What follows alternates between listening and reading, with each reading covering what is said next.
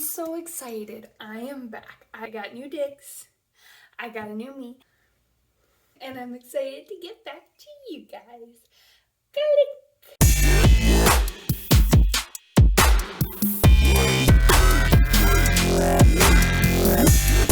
Today, I will be reading. Not reading.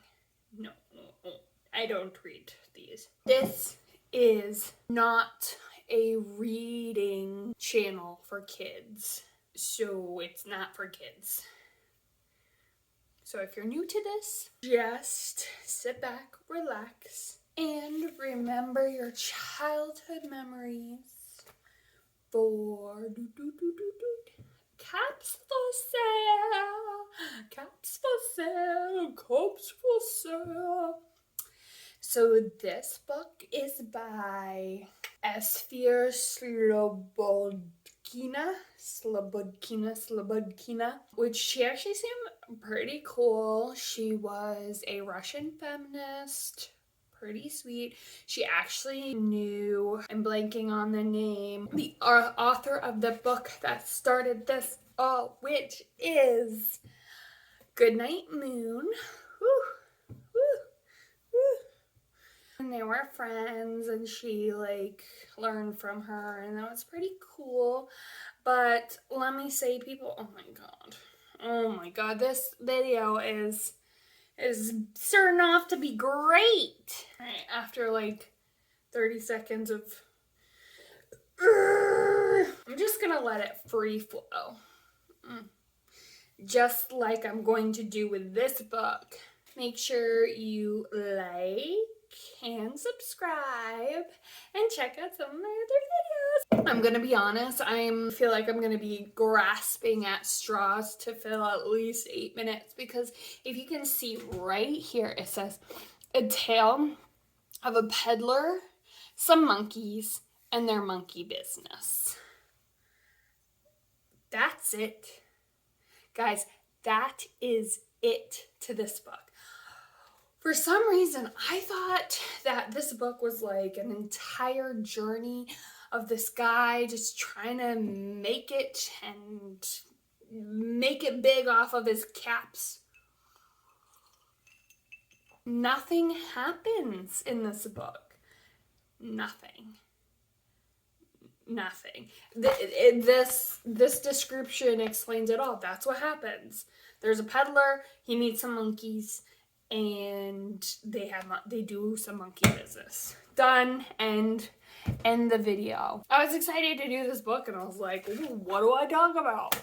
Well, let's just jump right in it, because most of it is just describing the color of his caps. So there's a peddler. He had a whole bunch of hats. There are red, gray, yellow, more gray. Oh, brown? Oh, blue? What are these colors?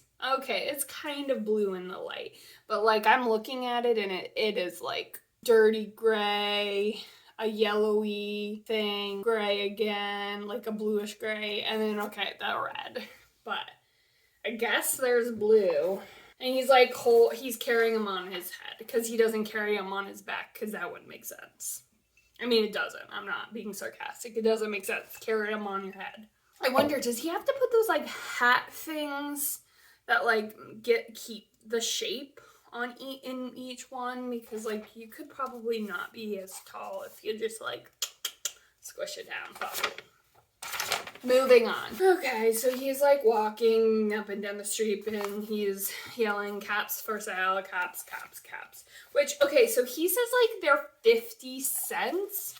And let me just say, I feel like 50 cents is a lot for a cap during this time. I don't know what era it is. Ooh, 1999, that's some 90s money. 50 cents was $50,000 then. Just kidding. But I feel like this is Russia. 5 cents? Statinkies. Anyways, I feel like it's a lot for this time, because if you look it just looks a little bit older because of the cobble streets. And there's a guy selling caps door to door. And he kept walking and he couldn't sell it, and nobody wanted even the red caps because those are like the most accurate color description. So he's like walking around. There's a lot of churches. So I don't know if he's like trying to sell to people Sunday best or whatever. He's like, I'm hungry, so I'm just gonna walk to the countryside. So he walked for a long time, and I'm sorry, dude, but the countryside's not like, doesn't seem like the best place to sell caps. I'm just saying, I don't know. But he sits down and goes to sleep. I love this mustachioed man. I mean, to be honest, if he sold this checkered hat, because I guess that checkered hat is his, he probably would, drum up some more interest if it was like different colors, because like you can only wear like a red cap with a certain like outfit. You can't wear them with everything. I guess you could kind of with the blue and brown, but the brown is like a mustard yellow, so you can't wear that with like everything. And this is a little more blue. And this is repetition, which I guess, yeah, in kids' book, just so they can like remember the colors and stuff, blah, blah, blah. It's quite boring for parents. But he checked his red caps, his blue caps, his yellow mustard caps, his gray caps, and his own checkered cap. And they were all there, so he slept for a long time. Dude, you gotta grind. You gotta grind. That's not gonna get you to sell more caps. You gotta grind. Then he woke up and he was refreshed and rested. But before he could do that, he felt for his hats.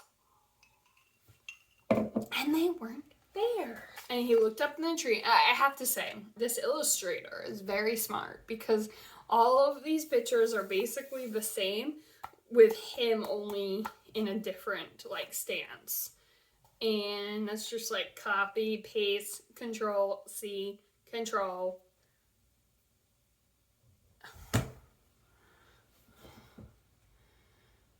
C, Control V. Oh my god, I had to look at my computer. Oh my god. What do you think he saw? You know what? I'm surprised too, because guess what he saw?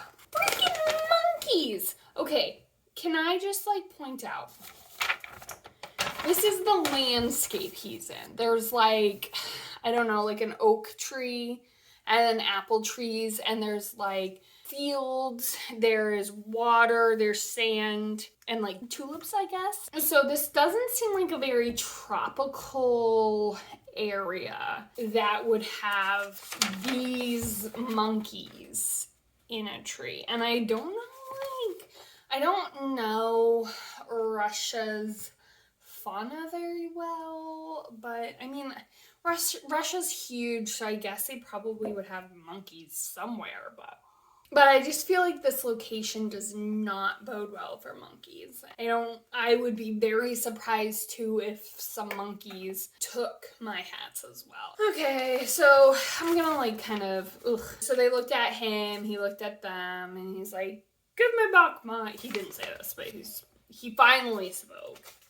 He said, "You monkeys give me my hats." And the monkeys did the same thing. And they didn't give him their hats. And then he shook his fists at them. They shook both hands, and then he stomped. And they stomped. Real monkey see, monkey do. And then he stomped with both feet, which I feel like they would have fallen out of the tree, but whatever. And then, he threw his hat on the ground. Guess what happens next? They all threw their hats on the ground. And he picked the red and the brown and the yellow mustard, I guess they're the same thing, and the fake blue and the gray. And he put them back on his head. Slowly, he went back to town and said caps for sale. The end. What was the moral of the story? I missed it. Was it maybe the cat business isn't the best business to go into if you don't have like a strong neck? Or like, beware, there's probably gonna be monkeys like anywhere. Like, if you go to sleep, there might be a monkey. Like, no guarantees there's not going to be a monkey. Don't sleep in the countryside or someone will steal your hats. I mean, that's probably the best moral of the story.